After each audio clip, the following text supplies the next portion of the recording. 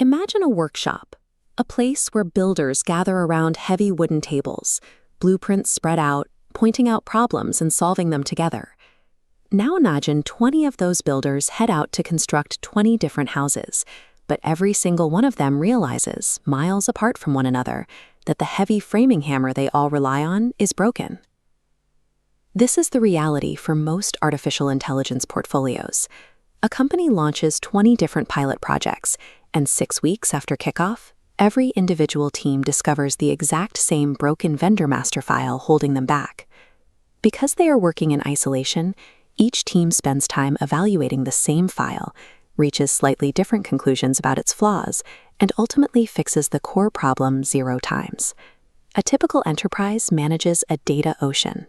Spreadsheets, extracts, and vendor exports can easily top 2,000 candidate datasets, far too many for any single audit to tackle.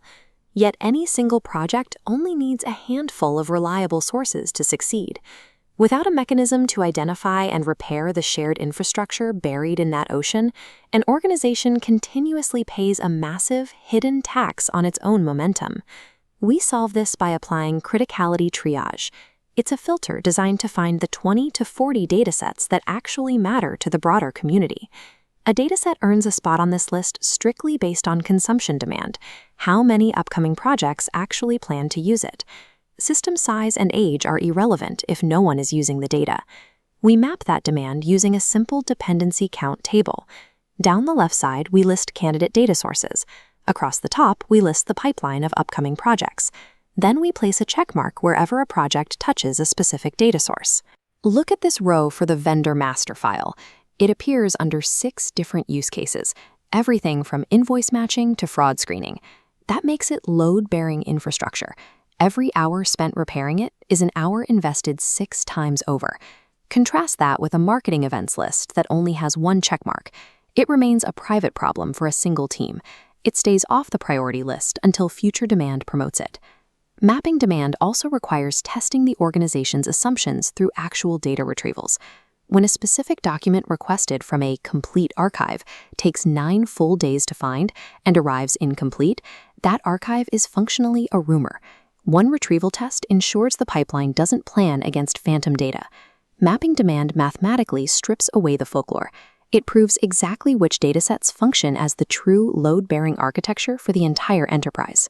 Once we pull those vital, high-demand datasets to the table, we rigorously inspect them across 5 specific enterprise dimensions. The first dimension is quality, measured specifically by the needs of the consumer. A dataset can be perfectly adequate for the payments team while remaining unusable for an AI model that requires full names and organizational hierarchies. The second is ownership. This means finding a specific name and a dedicated budget etched into the tool. We look for formal stewards, moving past the tradition where ownership is just a manager who left 3 years ago. Third is access architecture. When teams must submit a ticket and wait 14 days for permission to view a file, that wait time creates a massive tax on the entire portfolio's momentum. The solution to that tax is constructing dedicated fast paths, streamlined approval processes that get approved tools into developers' hands immediately. Fourth is lineage and freshness. We need automated alarms on these systems. Without them, pipelines suffer from silent data rot, continuously feeding stale information into models until an output is embarrassing enough to investigate. The fifth dimension is AI-usability. Even a perfectly clean dataset is useless if privacy rules, data residency laws, or restrictive vendor contracts legally prevent an AI from reading it. The rule for these inspections is purely mechanical. Any critical dataset scoring poorly on any of these 5 dimensions automatically generates a required repair order. By measuring across these 5 dimensions, we transform vague complaints into objective, agreed-upon standards for communal assets. Ending an audit with adjectives like quality is inconsistent just produces sentiment. The actual deliverable of an enterprise audit is a list of work orders. This is a remediation backlog. It is a priced, sequenced, and owner-assigned work order that clearly spells out the exact effort needed to fix the foundation. It's a document precise enough that a chief financial officer can confidently fund it. The economic math of this shared fix is undeniable. When you invest focused time to repair one central asset, like deduplicating that vendor master, you instantly unblock 6 waiting projects at the exact same time.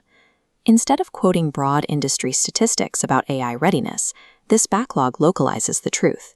It tells leadership exactly how many of their critical datasets are ready today, and provides a precise, itemized bill for bringing the rest up to standard. This removes the friction from the daily workflow. Teams stop discovering the same broken files in isolation, and instead operate in a reliable environment where the foundations are already paved. When an enterprise treats its data as a shared foundation, a problem fixed by one person becomes a permanent solution that the entire community gets to keep.